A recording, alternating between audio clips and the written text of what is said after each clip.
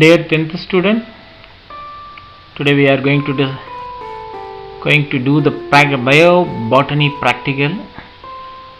The practical experiment நம்ம கொடுத்துருக்கல botany என்ன experiment இருக்குது அப்படின்னு இன்றைக்கி பார்க்கலாம். First experiment to prove that oxygen is evolved during photosynthesis. அதான் எய்ம் நமக்கு. அதுக்காக ஒரு பீக்கரில் வாட்டர் எடுத்திருக்கோம், ஒரு ஃபனல் எடுத்திருக்கோம், ஹைட்ரில்லா பிளான்ட் எடுத்திருக்கோம், ஒரு test tube filled with water எடுத்திருக்கோம்.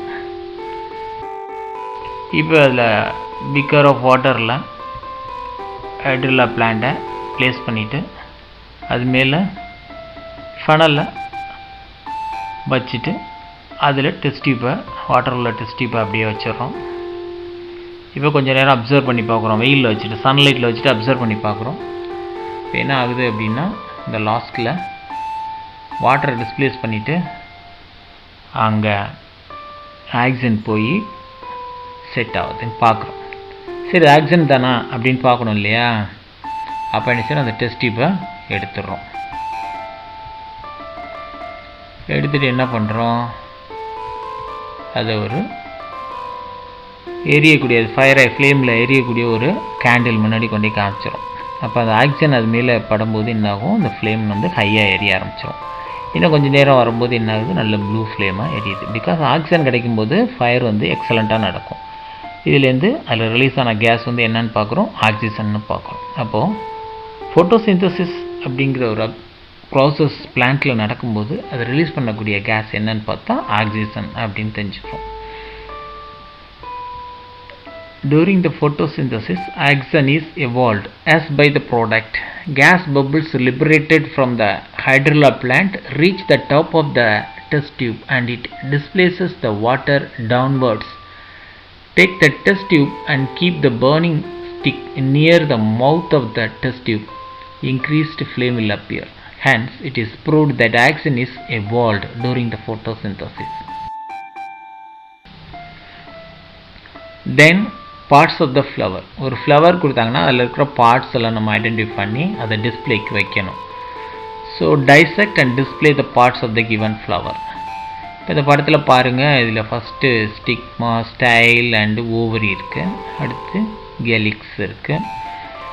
அந்த ஸ்டிக்மா மேலே, ஸ்டைல் மேலே ஒரு கவர் இருக்குது. அந்த கவர் என்னன்னு பார்த்தோன்னா, கவர் அந்த ரெட் கலர் கவர், அது மேலே போலன் கிரைன்ஸோட அந்த பார்ட்ஸ் எல்லாம் செட் ஆகுது.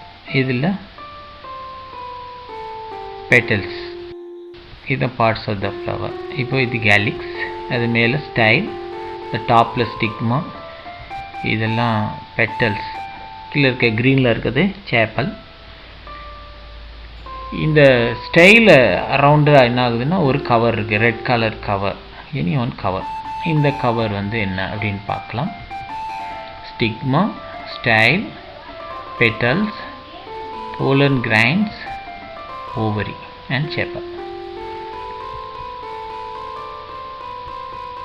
இந்த படத்தை அப்சர்வ் பண்ணி பாருங்கள். What are the various parts of the flower. இப்படி நம்ம பிரித்து நீங்கள் அதை நீடில் வச்சு பிரித்து காமிக்கணும். அந்த ஃப்ளவர்லேருந்து பார்ட்ஸஸ் என்னன்ட்டு நீங்கள் இண்டிகேட் பண்ணணும்.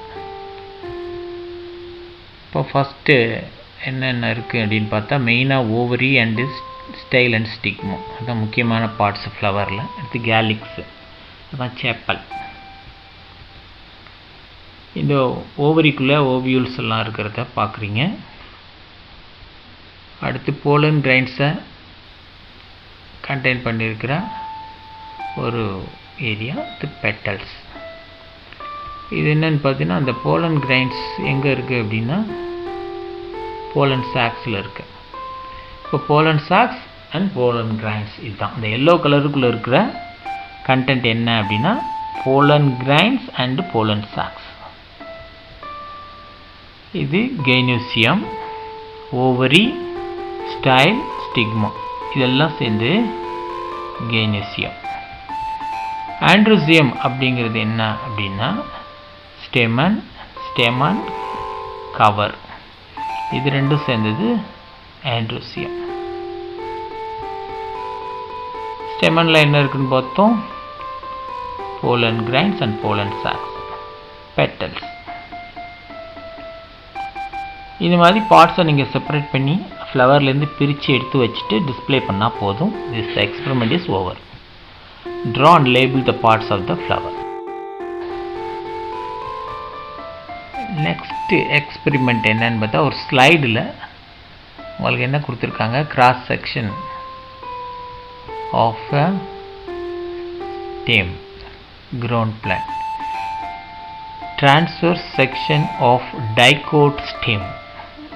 ஒரு டைகோட் பிளான்ட்டோட ஸ்டெம் எடுத்து அதர் பார்ட்ஸை, அதுக்குள்ளே இருக்க இன்னர் பார்ட்ஸ் என்ன அப்படிங்கிறத நீங்கள் ஸ்லைடில் மைக்ரோஸ்கோப்பில் பார்க்கும்போது இந்த மாதிரி தெரியும். அதோட பார்ட்ஸ் எல்லாம் குறிக்கணும். ஃபஸ்ட்டு என்ன இருக்குது அப்படிங்கிறத படத்தில் அப்படியே அப்சர்வ் பண்ணி பாருங்கள், ஈஸியாக புரியும். இதில் என்னென்ன பார்ட்ஸ் இருக்குது அந்த ஒரு ஸ்டெம்மில் அப்படிங்கிறது மெயினாக பார்க்கணும். சைலம், ஃப்ளேயம், எபிடெர்மிஸ் அப்படிங்கிறத நீங்கள் கவனமாக பார்த்தீங்கன்னா அதை தனித்தனியாக நீங்கள் எழுதணும், அதை ஐடென்டிஃபை பண்ணி சொல்லணும். ஸோ ஃபஸ்ட்டு என்ன இருக்குது அப்படின்னு பாருங்கள். ஒவ்வொரு பார்ட்ஸையும் நீங்கள் அப்சர்வ் பண்ணி பார்த்தீங்கன்னா இது ஈஸியாக நீங்கள் எக்ஸ்பிளைன் பண்ணிடலாம், அந்த பார்ட்ஸை லேபிள் பண்ணிடலாம். இந்த வீடியோவை திருப்பி திருப்பி பார்த்துட்டு அந்த பார்ட்ஸ் என்னென்ன இருக்குது, அதில் பேரன் கைமா, கோலன் கைமா, கிளியரன் கைமா, எண்டோடெர்மிஸ்னால் என்ன, அது எந்த இடத்துல இருக்குது, ஃப்ளோயம் எது எப்படி இண்டிகேட் பண்ணியிருக்காங்க, கேம்பியம், சைலம், இது பிட் என்ன அப்படிங்கிறதெல்லாம் நீங்கள் எக்ஸ்பிளைன் பார்த்துக்கலாம். அடுத்து பார்த்தீங்கன்னா இதே டைகோட் ஸ்டெம்மை பார்த்தோம் ஏற்கனவே. இப்போ என்ன பார்க்குறோம், ரூட்டு பார்க்குறோம். டைகோட் ரூட்டு, அதை கிராஸ் செக்ஷனை நல்ல சிம்பிளாக பிளேடில் வெட்டிட்டு அதை மைக்ரோஸ்கோப்பில் வச்சு பார்க்கும்போது அதோட ஸ்ட்ரக்சர் இப்படி தான் தெரியும். ரூட் ஹேர், கார்டெக்ஸ், ஃப்ளோயம், இதெல்லாம் நீங்கள் பார்க்கலாம். அதில் இது அப்படி நல்ல ஒரு ஓவராலாக தெரியுது. இன்னும் இன்டெப்த்தாக போய் ஒரு செக்ஷன் எடுத்து நம்ம பார்த்தோன்னா இந்த செக்ஷன் மட்டும் எடுத்து டெப்த்தாக இன்னும் கொஞ்சம் மைக்ரோஸ்கோப்பில் அப்சர்வ் பண்ணி பார்க்குறோம். அப்படி பார்க்கும்போது இந்த பார்ட்ஸ்லாம் இருக்கும். Root, piliferous layer, cortex, endodermis. எண்டோடெர்மிஸ்னால் என்னங்கிறத அந்த பார்ட்ஸை கரெக்டாக நீங்கள் தெரிஞ்சுக்கணும். ஃப்ளோயம் எங்கே இருக்குது, பெரிசைக்கிள்,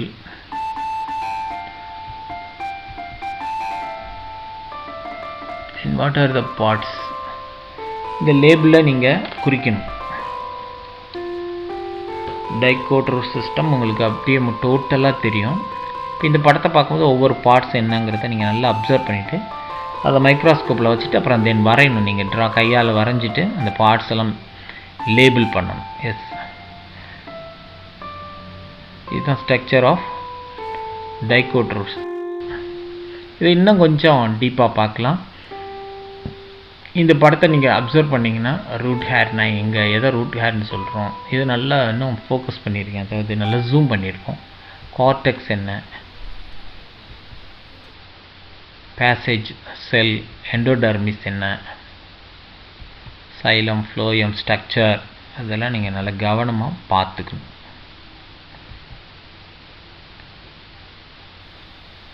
இது மாதிரி அப்சர்வ் பண்ணி பார்த்துக்கிட்டிங்கன்னா உங்களுக்கு நல்லா புரியும். The given slide is identified as TS of dicot stem அப்படின்னு நீங்கள் எழுதணும். இது இன்னும் கொஞ்சம் பார்க்கலாம். ஃபஸ்ட்டு ரூட் ஹேர் எங்கே இருக்கு, பிலிஃபோரஸ் லேயர் எங்கே இருக்கு, கார்டெக்ஸ் இது, பேசேஜ் செல் இது, எண்டோடெர்மிஸ் இது, ஃப்ளோயம் இது, பெரிசைக்கிள் என்ன, சைலம் எங்கே இருக்குது, காஸ்பெரியன் ஸ்ட்ரிப் எங்கே இருக்குது, இந்த மாதிரி விஷயங்கள் எல்லாம் அவங்க நீட்டாக அப்சர்வ் பண்ணிவிட்டு அதை லேபிள் பண்ண வேண்டியது தான் உங்களோட வேலை. So the given slide is identified as dicot root அப்படி சொல்லணும். ஏற்கனவே பார்த்தது ஸ்டெம். இது ரெண்டையும் நீங்கள் நல்லா பார்த்துக்கோங்க. Pure breeding tall plant is crossed with the pure breeding dwarf plant. All the F1 hybrid plants were tall. Selfing, the F1 hybrid plants resulted in tall and dwarf plants in F2 generation. Result: phenotypic ratio tall 3 dwarf 1. Genotypic ratio pure tall 1 hybrid tall 2 pure dwarf 1. இந்த எக்ஸ்பிரிமெண்ட்டில் உயரம் அப்படிங்கிற ஒரு குவாலிட்டியை எடுத்துக்கிட்டோம் அப்படின்னா அதில் உயரம் குள்ளம் குறைவானது அப்படிங்கிற 2 பிளான்ட் எடுத்துக்கிட்டோம். இதில் எடுத்துக்கிட்ட அந்த குவாலிட்டி என்னன்னு பார்த்தா உயரம் ஹைட் அப்படின்னு அர்த்தம். ஹைட்டை டால்னு சொல்கிறோம். இந்த ஒரு பண்பை எடுத்துக்கிட்டதுனால இதுக்கு பேர் மோனோ ஹைப்ரிட் கிராஸ். ரைட். இந்த பாலினேஷன் கிராஸ் பண்ணும்போது ஒரு உயரமான தாவரத்தையும் ஒரு உயரம் குறைவாக இருக்க தாவரத்தையும் கிராஸ் பாலினேஷன் பண்ணோன்னா அதுலேருந்து ஃபஸ்ட்டு ஜென்ரேஷனில் எல்லா பிளான்ட்ஸுமே டாலாக தான் இருக்கும். அடுத்து அதுலேயே திருப்பி கிராஸ் பாலினேஷன் பண்ணும்போது அந்த ஜென்ரேஷன்லேருந்து அடுத்த ஜென்ரேஷனில் F2 ஜென்ரேஷன் வரும். அந்த F2 ஜென்ரேஷனில் கிடைக்கக்கூடிய பிளான்ட்டோட குவாலிட்டி எப்படி இருக்கும் அப்படின்னா ஃபீனோடைப்பிக் அப்படின்னா அதோட வெளியில் பார்க்கும்போது அது உயரமாக இருக்கும். அந்த மாதிரி உயரமாக இருக்கக்கூடிய பிளான்ட்ஸ் எத்தனை வரும்னா 3 வரும். டால் 3 ட்வார்ஃப். குள்ளமாக இருக்கக்கூடியது எத்தனை வரும்னா 1 வரும். இதுதான் அந்த ரிசல்ட்டாக கிடைக்கிது. ஆனால் உண்மையிலேயே ஜெனட்டிக்கலாக பார்க்கும்போது ஜீனோடைப்பிக் ரேஷியோ பார்க்கும்போது பியூராக நல்ல உயரமாக வரக்கூடிய பண்பு உள்ள தாவரம் அந்த பிளான்ட் அப்படின்னு பார்த்தா அது ஒன்று தான். பியூராக குள்ளமாக இருக்கிறது உயரம் கம்மியாக இருக்கிறதுன்னு பார்த்தா அதுவும் ஒன்று தான். ஆனால் உயரமும் குள்ளமும் கலந்த ஒரு ஜீன் இருக்கக்கூடிய பிளான்ட் அப்படின்னு பார்த்தா அது 2 இருக்குது. இதை தான் நீங்கள் சொல்லணும் எக்ஸ்பிரிமெண்ட்டில் விளக்கமாக. ஃபினோடைபிக் ரேஷியோ டால் 3 dwarf. ஃபினோடைபிக் அப்படிங்கும்போது அந்த பிளான்ட்டு வளர்ந்த பிறகு அதோட உயரம் எப்படி இருக்கும் பார்க்கும்போது அப்படின்னு. ஆனால் அதுக்குள்ளே ஜீன் ரேஷியோ எப்படி இருக்கும் அப்படின்னா பியூர் டால் 1 ஹைப்ரிட் டால் 2. ஹைப்ரிட்னா உயரம்குள்ள 2 கலந்த ஜீனோடைப். பியூர் dwarf 1 இருக்கும். This is the result of this experiment. Okay, thank you.